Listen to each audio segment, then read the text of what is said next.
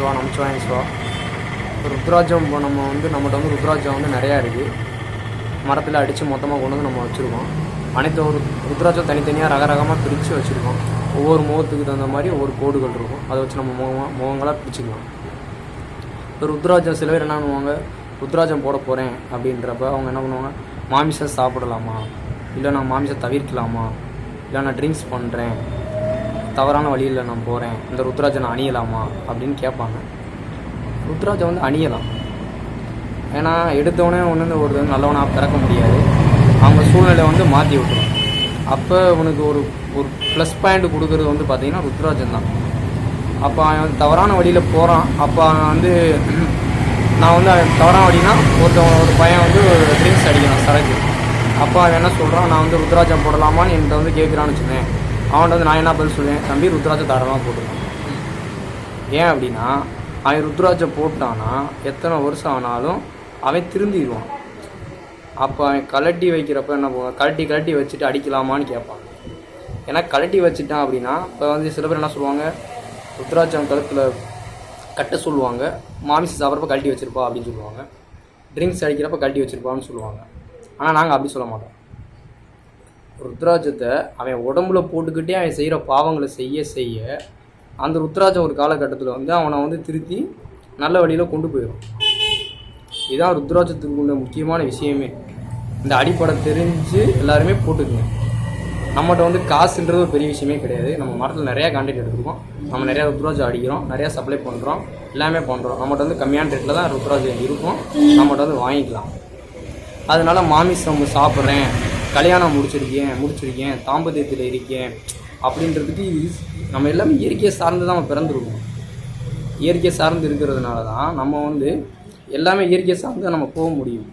அதனால் நம்ம மாமிசம், ஏன்னா மாமிசம் இது நம்ம கல்யாணம் முடிச்சிருக்கேன், அதனால் நான் சாப்பிடக்கூடாது, கறி சாப்பிட்றேன் அப்படின்னு நான் ருத்ராஜ் அணியக்கூடாது, ஒரு அடியார் என்கிட்ட சொன்னார், ஒரு சாமி என்கிட்ட சொன்னாங்க அப்படின்னு சொல்லிட்டு நீங்கள் ருத்ராஜத்தை மாற்றி கழட்டி வச்சு நம்ம போடுறப்ப அது வைப்ரேஷன் மாறும். உடம்புலேயே போடணும். போட்டு இந்த ருத்ராஜம் உடம்புல தேஞ்சு அப்படியே கொஞ்சம் கொஞ்சமாக கரைய நம்ம உடம்புக்கு கெட்ட வைப்ரேஷன் எல்லாமே போய் நம்மளை ஒரு காலகட்டத்தில் ஒரு ஒழுக்கமான வழியில் கொண்டு போகும். அப்போ என்ன ஆகும், சரக்கை விட்டுருவான், மாமிசத்தை விட்டுருவான். அப்போ அவன் படிப்படியாக அவனை சரி பண்ணும் ருத்ராஜம் அப்போ எடுத்த உடனே ஒருத்தனை ஞானி ஆகாது, ஒருத்தனை அறிவாளி ஆகாது, எதுவுமே ஆகாது ருத்ராஜத்தை. ஏன்னா நாங்கள் ஒரு மரத்துக்குள்ளே இருக்கிறனால எங்களுக்கு எல்லாமே தெரியும். ஒவ்வொருத்தவங்களும் ஒவ்வொரு விஷயம் சொல்லுவாங்க. ஆனால் எங்களோட கோட்பாடு இதுதான். நாங்கள் சிவனை ஏன்னா இப்போ நம்ம மாமிசம் சாப்பிட்றோம் அப்படின்றதுக்காக நம்ம சொல்கிறோம். ஆதிக்குடி எடுத்து பாருங்கள், ஆதிக்குடி சிவன் குடி. அப்போ இன்றைக்கி வாழைப்பழம், தேங்காய் எல்லாமே நம்ம நடைமுறையில் இருக்கிறதுனால நம்ம வச்சு படையல் பண்ணுறோம். ஆதி காலத்தில் என்னத்தை வேட்டையாடுறாங்களோ அதுதான் சிவனுக்கே படையல். கண்ணப்பனாரா எடுத்து பாருங்கள், எல்லாமே அப்படி தான். மாமிசம் தவறு கிடையாது. என்ன நம்ம ஒரு உயிரை கொல்லக்கூடாது, வள்ளலார் சொன்னது உயிரை கொல்லக்கூடாது அப்படின்றதுக்காக. அப்போ நம்ம உடனே நம்ம நல்லவனாக மாற முடியாது. கொஞ்சம் கொஞ்சமாக படிப்படியாக கொஞ்சம் விட்டு அந்த ருத்ராஜம் உனக்கு முழு மனுஷனை ஆக்கும். நீ ட்ரிங்க்ஸ் அடிச்சிருந்தாலும் ட்ரிங்க்ஸ் அடிக்கிறத விட வைக்கும். மாமிசம் சாப்பிட்டாலும் மாமிசத்தையும் படிப்படியாக தான் குறைக்கும். இப்போ ஒருத்தன் சரக்கு அடிச்சுக்கிட்டு கழட்டி வச்சு சரக்கு அடித்தான் அப்படின்னா அவன் 80 வயசு வரைக்கும், அவன் சாகுற வயசு வரைக்குமே அவன் திருந்தவே மாட்டான். ஏன் அப்படின்னா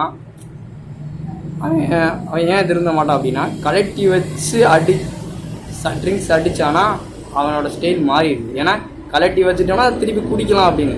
அப்போ நாளைக்கு அவன் சாக போகிற நாட்கள் வந்தால் கூட அவன் என்ன நினைப்பான், கழட்டி வச்சுட்டா குடிக்கலாம் அப்படின்னு. அப்போ சாக போகிற நாள்லேயும் கூட அவன் என்ன பண்ணுறான், குடிச்சிட்டு தான் சாகுறான். அதனால நீ ருத்ராஜத்தை கழுத்தில் போட்டுக்கிட்டே எப்பயுமே நீ இரு. உன் ஆன்மாவும் ருத்ராஜமும் ஒன்று. நீ இறந்தாலும் உன் அருணாக்கேரை வெட்டுவான். உன் ருத்ராஜத்தை எவனாலையும் வெட்ட முடியாது. ஏன்னா சிவம் அப்படின்னாலே ஆன்மாவுக்கு அடுத்தபடி ருத்ராஜம். அதனால் தெரிஞ்சு பயன்படுத்தி கொள்ளுங்கள். நமச்சிவாயம். வாழ்க வளமுடன். திருச்சிற்றம்பலம்.